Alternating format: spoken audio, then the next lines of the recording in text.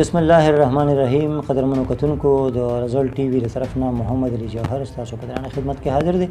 قدرمنو نن به مونږ یو خبره کوو د افغان بایجان په حواله. افغان بایجان یو چینل دی په یوټیوب کې چې په هغې کې اکثر چې مونږ څومره پورې کتلي دي نو هغې کوشش دا کړی دی چې د هندوستان طرف تر هغې یعنی توجه ډېره زیاته ده او پاکستان طرف ته ډیره زیاته کمه ده، بلکې کمه ده چې د پاکستان د بدنامولو کوشش په هغې کې کېږي.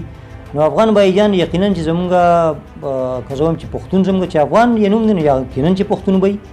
بایجان خو بیا زمونږ رور شه، خامخا زمونږ رور شه. اسیم افغانستان زمونږ رور ملک دی، زمونږ یو ښه ګاونډي هیواد دی او زمونږ د پاکستان حکومت د جوړښت نه چې کله په 1940 کې په 14 اګست پاکستان په وجود کې راغلی دی نو د هغه نو پالیسي زموږ چې کوم ده د بهر ملکونو سره هغه دوستانه ده، تعلق ده او په دې کې بیا زموږ ګاونډي هیوادونه لکه چین دی موږ سره ګاونډي هیواد، زموږ چې نو ایران دی موږ سره افغانستان دی، نو دې سره موږ ډېر ښه تعلقات ساتلي دي.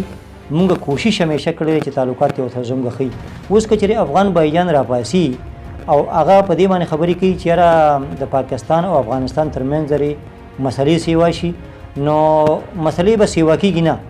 که موږ اوسنی مثال وګورو لکه د افغان طالبان او د امریکې ترمنځ چې کوم مذاکرات وشو یا چې کومه د سولې کوشش وشو یا په هغې باندې خبره شروع ده، اوس هم خبره شروع ده او تقریبا هغه کامیابۍ طرف ته تللې ده.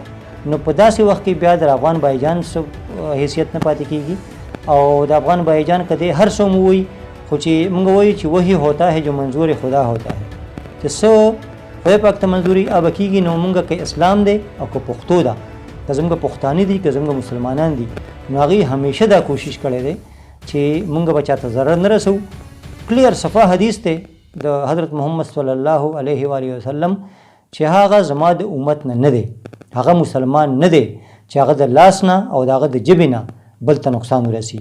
نو زه وایم که چېرې افغان بایجان کې پښتو پکې وي، هغه کې غیرت وي او هغه په اسلام باندې کاربند وي، نو هغه به د خپلې دا پراپګنډې د انداز بالکل پرېږدي او هغه به په یو نوي ډګر باندې یو نوي سوچ سره د اتفاق دپاره د اتحاد دپاره دغه خپل یوټیوب چینل استعمال کړي. ستاسو ډېره زیاته مننه او شکریه.